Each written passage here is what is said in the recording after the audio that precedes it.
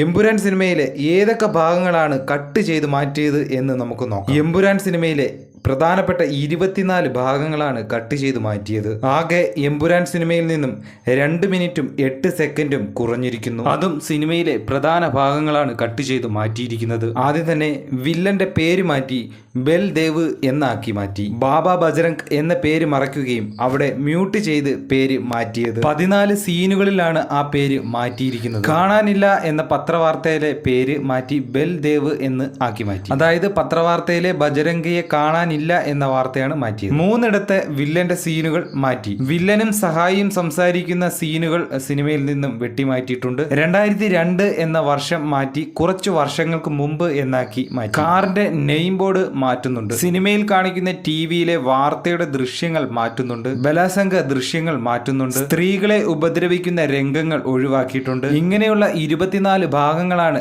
എമ്പുരാൻ സിനിമയിൽ നിന്നും വെട്ടി മാറ്റിയിരിക്കുന്നത്.